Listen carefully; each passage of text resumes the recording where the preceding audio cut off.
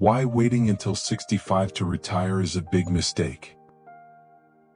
Do you ever wake up in the morning, look in the mirror, and wonder, have I lived enough for myself? Are you counting down the days, the weeks, until you hit that magical age of 65, when you think you'll finally be free? Maybe you dream of traveling the world, spending quiet mornings on your porch with a cup of coffee, or simply having the time to do the things you've always put off. But what if I told you that waiting until 65 could be the biggest mistake of your life? That the most precious years, when you still have the health and energy to live fully, are slipping away right now while you're stuck in the daily grind. Take a moment and hear my story. I'm John, a man who broke all the rules, retired at 55, and discovered that life is so much more than I ever imagined. Want to know why I think 65 is too late? And more importantly, are you brave enough to pause and ask yourself, am I missing out on the life I truly want? I'm John, 64 years old, living in a small town in Wisconsin, USA. My home sits by a little stream, where I can hear the water flowing every morning. I've been retired for nearly a decade, but the path that led me to this life was nothing like what I pictured when I was younger. Today, I want to share my story, not to brag or make you feel like you've missed out, but to offer a new perspective on retirement.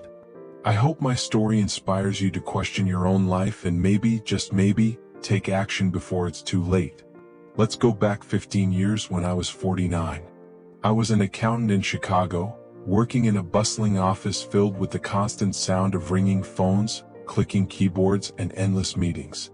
My job was stable, the pay was enough to live comfortably, and I always assumed I'd work until 65 like everyone around me.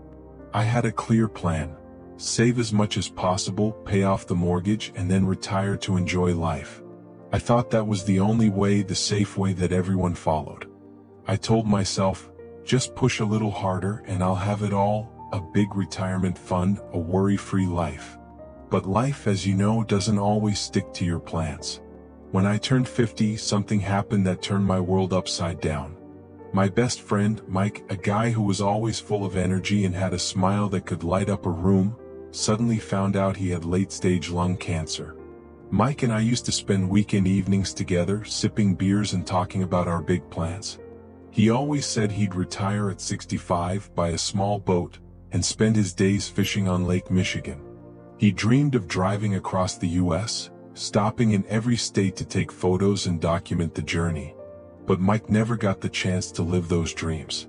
He passed away just months after his diagnosis at 53. The day I stood by Mike's casket, looking at his face, a man who was once so full of life, now just a memory, I felt like my heart was being crushed. I realized a painful truth: life doesn't promise you tomorrow. You can't just assume you'll have enough time to do the things you love later. Mike's death hit me like a punch to the face. I started questioning everything. What am I doing with my life? I was working 60 hours a week, sometimes bringing work home, missing cozy evenings with my wife, my kids' baseball games, all for a future I wasn't guaranteed. I looked around at my colleagues, people who were also waiting for that day, the day they'd retire, the day they thought life would truly begin. But what if that day never comes? What if your health fails before you can enjoy retirement? Have you ever asked yourself those questions? What's holding you back from living the life you truly want? I decided I wasn't going to wait any longer. I started reevaluating my entire life, from my finances to what really mattered to me. I sat down with a notebook, a calculator, and a cup of coffee, and began figuring out how much I actually needed to live happily. According to the U.S. Bureau of Labor Statistics, the average retiree spends about $50,000 a year. But when I looked at my own expenses, I realized I didn't need that much. I was living in a big house in the Chicago suburbs with 5 bedrooms when my wife and I only used 2.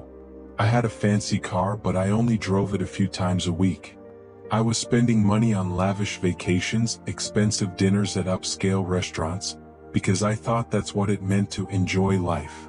But when I was honest with myself, I asked, do these things really make me happy? And the answer was no. They were just things I bought to fill a void, to feel like I was successful. I made a choice to change, and it was a big change. I sold the big house where my wife and I only used half the space. We moved to a smaller, cozier home in a quiet Wisconsin town, where the cost of living was much lower. I sold the expensive car and bought a reliable used one. I cut out unnecessary expenses like cable TV packages I rarely watched or subscriptions I didn't really need. These changes brought my annual expenses down to about $35,000. Enough to live comfortably without stress. I invested most of my savings in index funds, averaging a 7% annual return based on historical market data. This not only sustained my lifestyle but gave me financial peace of mind. Are you living in a house bigger than you need? Are there expenses you could cut to gain freedom sooner? Or are you holding on to things that don't truly bring you happiness? At 55, I officially retired.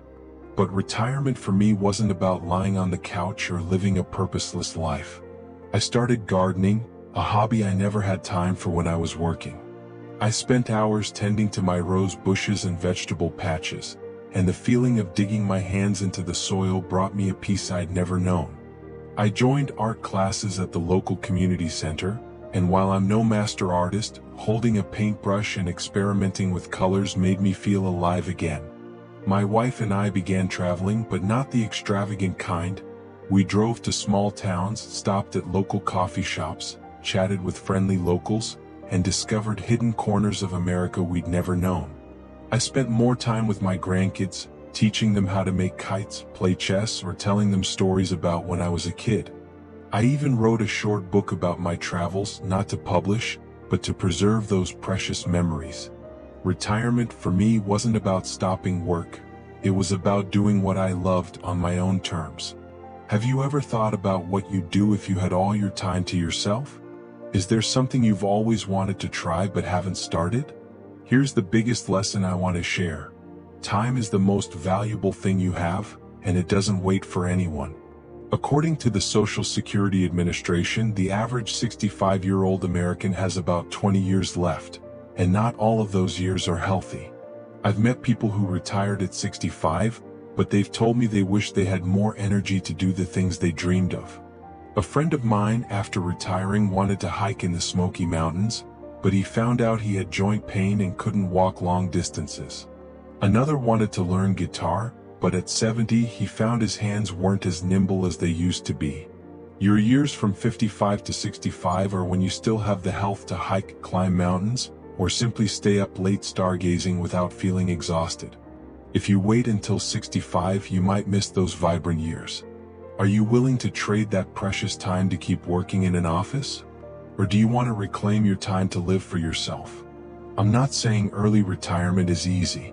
It takes careful planning, sacrifice, and sometimes the courage to let go of things you once thought were important. I had to learn to live more simply, to give up the luxuries I once thought I needed. But I can tell you it was the best decision I ever made.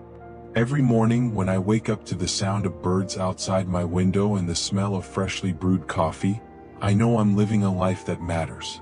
Not because of money or status, but because I'm doing what makes me happy. Are you ready to look at your life and ask, what do I really want for the years I have left? Or will you keep waiting, hoping that one day everything will magically fall into place? Looking back on my journey, I only wish I'd retired even earlier, maybe at 50 or even 48. Life is a precious gift, but it doesn't last forever. Don't wait for the perfect day to start living. Sit down today, grab a piece of paper, and write down what you truly need to be happy. Look at your finances and ask, what can I do to retire sooner? And most importantly, take action. As Zig Ziglar once said, you don't have to be great to start, but you have to start to be great.